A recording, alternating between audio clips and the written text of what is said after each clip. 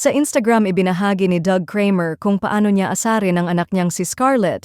Caption ni Doug, "Good vibes. I love you, Scarlett, but I had to take that opportunity."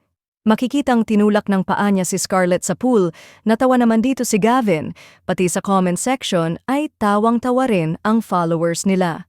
Comment naman ni Scarlett, "You didn't need to push me." Ipinaliwanag din niyang malayo ang pagbagsak niya sa divider ng pool para sa mga taong nag-worry sa kanya.